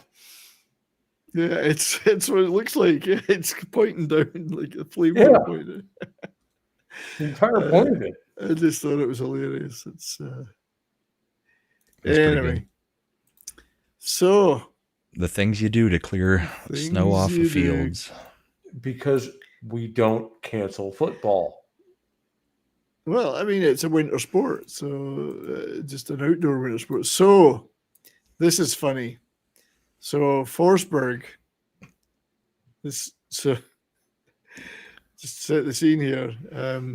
Oh yeah. Forsberg is it Buffalo or the Sens goalie? I can't remember. Anyway, nobody told him he wasn't going to play the third period, so he comes out in the ice. The coach benched him and then had to send over a player to tell him, you're not in the game anymore. You got to get off the ice. Yeah. Which is absolutely ridiculous that situation happens. Sens, yeah. Right, like that. That should never be the case. Never. I mean, what the? He should be absolutely furious with his coach for that. I mean, all the coaches. I mean, because from the head coach on down to the goalie coach, how does nobody notify a professional player? Yeah, you're not starting the third period. Embarrassing. And the goalie should be pissed off about that as well. Like, how the hell do you not let me know that I'm not starting this period? Yeah. And then you send over a player to tell him. That's like, completely unprofessional. Like, and you don't have time for an in-depth discussion on this. Like, hey, bud, get over to the bench. I wonder what the other goalie was thinking, though. Like, I'm supposed to be out there. What is he right. Why is he warming up? Yeah, right. Although, as a defenseman, I've been called out to give him that, like, in between plays, like, hey, dude, get over to the bench. You're being replaced. So there's some cute stuff here. Look at this. Out of there. Would have been twice. Would have been goal of the decade if he had actually scored this. I know. One, he takes it, puts it behind the defender by tapping it out of the air, but then misses the shot. That deserves to be a goal. I mean, it's incredible. Twice out of the air. Yeah, CC, you're muted, I think. Oh, yeah, I'm always muted when I'm not talking. Oh, you were laughing and pointing and yelling, so. No, I was just gawking at that. Yeah, that is so cool. It's incredible hand-eye coordination. It's just sad he didn't finish it because, that would have been goal of the decade. Oh, yeah. Oh, dude, that would have been one of the all-timers. That's so cool. With New England's flying goal. That is pretty cool, I have to say. It was a very cool moment. Oh, right. Okay. When you're...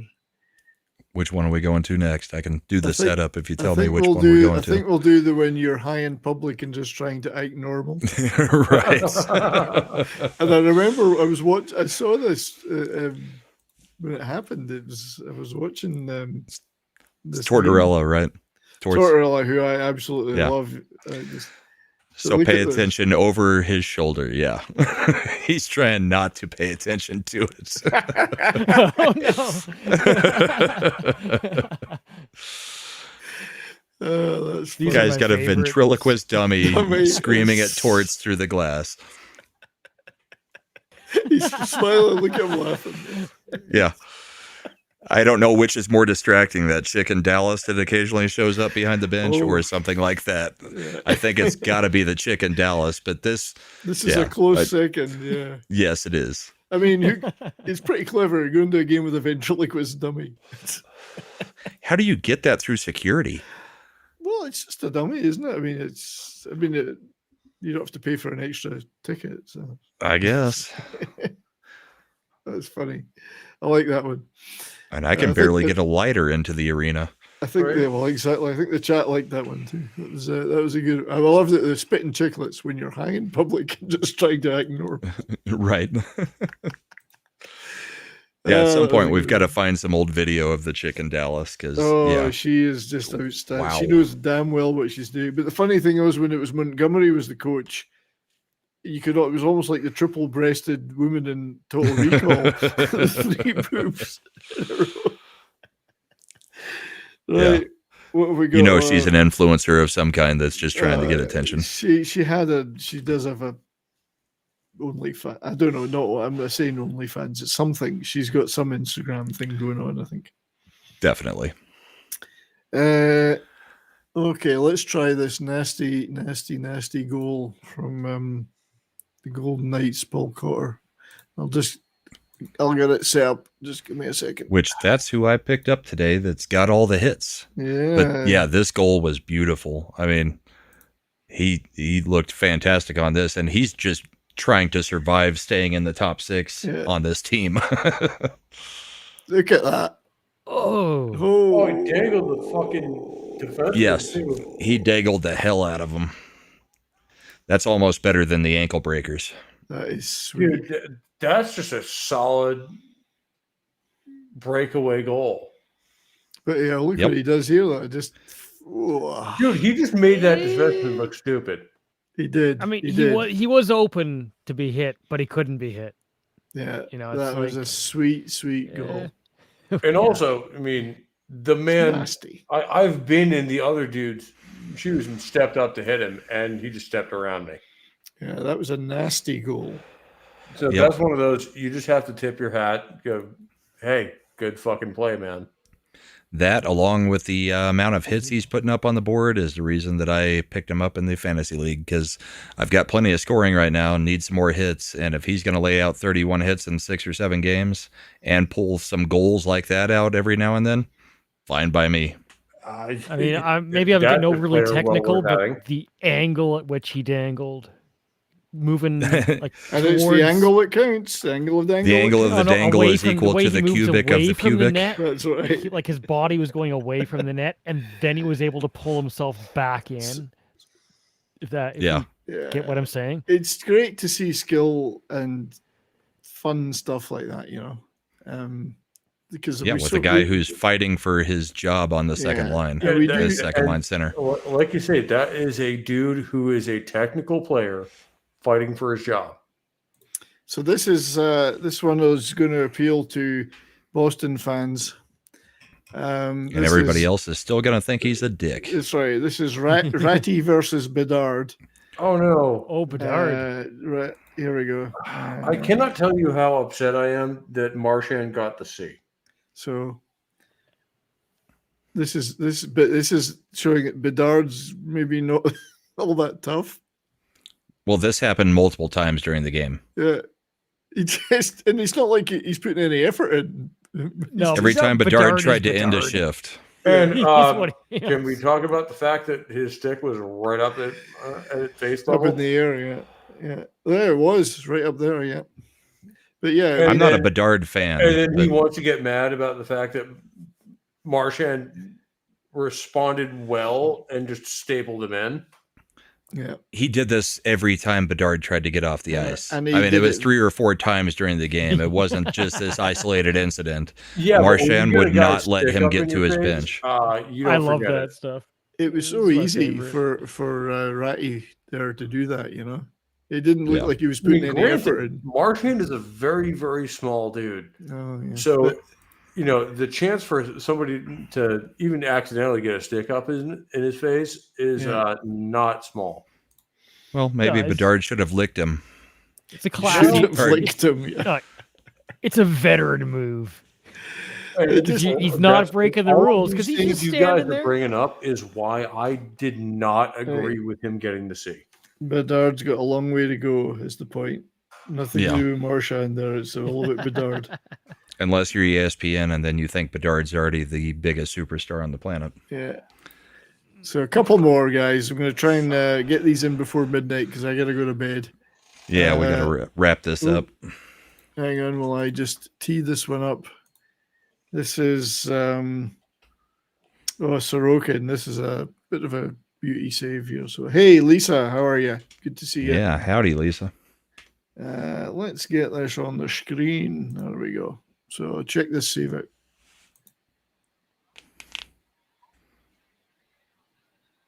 It's hard to see, but he gets it with the stick. Look at that right there. Oh, Gets it with the stick. Yeah. Right there.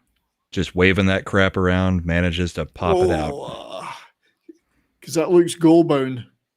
And that's McKinnon shooting that. So That's a nice impressive. paddle save. Oh wow, Beauty. that's more like reactionary brilliance in a way. I mean, You can see Yeah, it's one of those fling whatever you got at trying to stop it. You felt the puck hit your stick and you just pounded at the net. Yep. But it was, yeah, exactly. So, And that's why you do that, because occasionally one gets through and you see that little flashing red light. well, same for the goalie. Just throw your stick back there. Don't throw it, but hold it back So- and try and so this is a weird one because and I think we're into Western Hockey League territory here with Vancouver Giants. Yeah. This is a special jersey night, okay? At this game, I'm going to throw it up on the screen now. Who thought of this? And these Most jerseys? unfair special jersey in the history of sports. What? They're wearing freaking referee They're jerseys wearing as their referee third jerseys. jersey. That is just oh no. that's not fair. No, it's not fair. It's pretty poor sportsmanship, but it's funny. And that's It's why we funny, brought though. up the clip. I mean, it is Because funny the other as hell, team- but I mean- goddamn. But I mean, But that being said, boys, it's about 2 a.m. where I am. I gotta oh, I go. know. Yeah, we're closing wrapping out. it- We're closing it out in a second, mate. But yeah, so referee jerseys are a thing as a third jersey. Shouldn't be a thing, but they are a thing in the minor leagues. I like what Davina says. Referee madness instead of reefer madness. I mean, it may fulfill the desire for every player to go hit somebody in a ref jersey every now and then, Yeah. but yeah, it's pretty cheap. I can neither confirm nor deny this. Yeah. So that may well have been the last clip for the night. Yeah, I'd say so. But we'll do one more advert, and I'm trying to find. Where was the Lundqvist one? Oh yeah, you liked that one. I did. I don't know what it was labeled, so I can't help I'm you. trying to You find what relabeled I- everything, I what did think.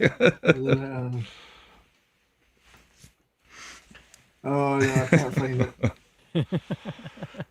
Yeah, if we don't have it this week, We'll save it we'll for have it next next week because Save it for- I put so many of those adverts in. So We'll try this one in case if it's not, we're gonna play it anyway. Screw it. Let me take the chat off. There we go. oh, there's Ovechkin and This is Varlamov. Ovechkin. Hey, what's up?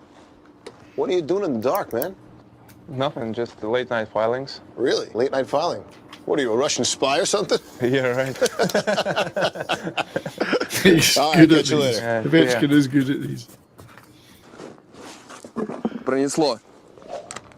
Да, чуть не спалили. Semyon Varlamov, also Russian national. Yeah, I'll find the Lindquist one next week, but that's funny as a closer for the night. If Rich can say what you like about him, he's great in these. Dude, the reason people hate him is because he's not on their team. That's right, but he's great as an actor. He does a lot of funny stuff in these adverts. Right. Yeah. He'll have a Barely post-hockey speaks career. English. Well, but the thing is, just like Arnold, you don't need to. You just need to lean into the stereotype. Exactly. Anyway, thank you, everybody in the chat tonight. On and you've all been very kind. You mean a happy an man, active very chat. old, very active. Yeah, we love you all. Thank you all for being here. You know who you are, and we love you for it. Thanks very much, guys. It was brilliant. And whether it was on the Rumbles or the YouTubes or whatever, thanks for being here. Yeah, thank you, Keely. You're always here. Love you for that. Thank you. Pope, sir, what have you got coming up in the nearest of near futures? Well,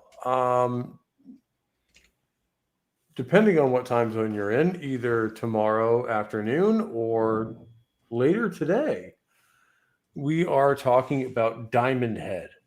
Oh, am I on evil? Rock and Roll Religion. Seen them many times. And I want you there for this episode, man. I really do. I'll do my If it very can be, best for I you, would sir. Appreciate it, because these are one of the NWO BHM, and I know we didn't get to the history of the genre this week. It will happen next week. That was my fault, and Don't worry about it, mate. So this is on your YouTube? yes, this is on my YouTube channel. 3 p.m. And Mountain. for those of you following on Rumble, I appreciate you, and I would appreciate you guys watching me over on Rumble. Even though you guys will see it about 24 hours later, I haven't figured out the simul stream thing yet. I will get there at some point. So give us a time, mate. What time are you starting? It'll be at 4 p.m. Eastern time. 4 p.m. Eastern, and on YouTube, Pope Metallica's channel. Yeah, Pope Metallica's the first. And then next Thursday, we are going to be talking the new wave of British heavy metal from the mid-70s until about 1980 or so. That's my cup of tea, mate. My cup of tea. Absolutely. I hope- was and I there. hope I was both there. People on the panel and people in the chat will join me for that, because this is some of my favorite music of all time, and this is what I specialize in when I'm not, talking about hitting somebody. It was exciting. It was an exciting time. I can tell you in that period in the UK, and I saw all those bands. So yeah, look forward to that, mate. That's tomorrow, 4 p.m. Did you say 4 p.m. Eastern? 4 p.m. Eastern, or if I need to push it later, if people have scheduling conflicts, I can. 4 p.m. Eastern's good. But yeah, that will be happening tomorrow. And other than that, you can catch me every Monday on the Asshole on the Top show for whatever we're covering that week. Indeed, and we'll talk about it a little bit later, but thank you for being here, mate. Appreciate it very much. CC Ryder, what can you, CC Karaoke, my friend, what's happening with you? Well, thank you for having me. As you're running a great show here, and I would simulcast this without hesitation. And I don't say that lightly. You should. I don't say it lightly. I mean that. I would have no embarrassment about putting this out on my brand. You run a great show here. Thanks, buddy. Thank you. Immediately after this, I'm going to go hang out with Camp G-May. His classic hippie of the West Coast and sing a song with him and jam out with some other Game musicians. over, man. Hippies. Yeah, he's a good guy. Yeah. So that's what I'm doing right next. Nice. Well, I'm Very glad you cool. could make it, mate. Thanks for being here. Yeah. Thank you for having me. And Mr. the elegant smoker himself, Mr. Brahmabull, my good buddy. What's the roundup for this week? Oh, let's see. Tomorrow night I've got Mead, and we're doing the list show, and I believe it is movies about hauntings. So the top 5 from each of the panel on movies on hauntings for Halloween, followed directly by Culture Casino's Late Night Culture. Monday, back on the Monday Night Meltdown on Comics Division channel. Then Wednesday, we've got Yelling at Parked Cars and the after show for the midweek hump. Thursday, back on Thursday Night Throwdown. And then we're back here on Saturday night. Zax, who is a supporter of both me and Brian on our channels, was in earlier. He has a show that is probably still going to be going after we're done, and that is on Abomination AJ's channel tonight, because they rotate that between 3 or 4 channels. So if people want something to go to next, you can go where CC's going. You can go to Abomination AJ's channel, which Abomination AJ is actually who did that avatar for me. I purchased his art skill from him. So yeah, that's what we've got going on. Hope everybody has a great evening. We've got a big week of hockey. I start tomorrow at like 11 a.m. with the Avs. It's a weird Sunday schedule for the Avs. It's very early, so we'll see how they do. Hopefully pick up another win. Cheers, everybody. Have a great night. And Brian, what do you got going on? Well, I'll also be on Mead, I think we're calling it the shit list these days, the Mead Weekly Wrap-Up, the shit list, the dollar hit list. Yeah, the hit list. Yeah. And it's going to be hauntings. I put my 5 choices in, which was, it's a fun show, everybody. You should go in.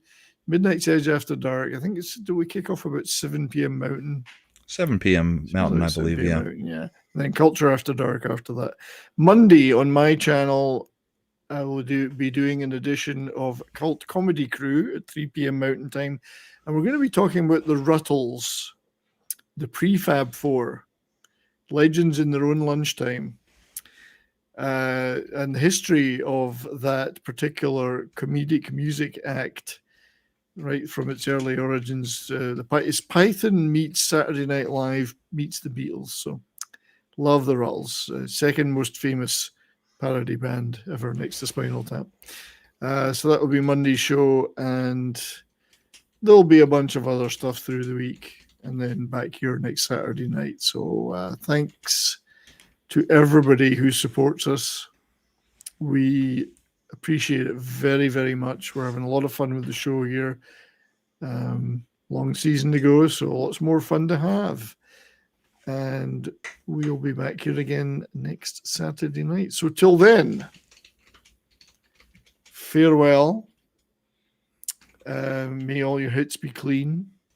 And keep your stick on the ice there, Keep your stick on the ice. Keep your eyes on the road. Keep your hands on the wheel. And give your balls a tug. That's right. And why not? Farewell, everyone. Take care.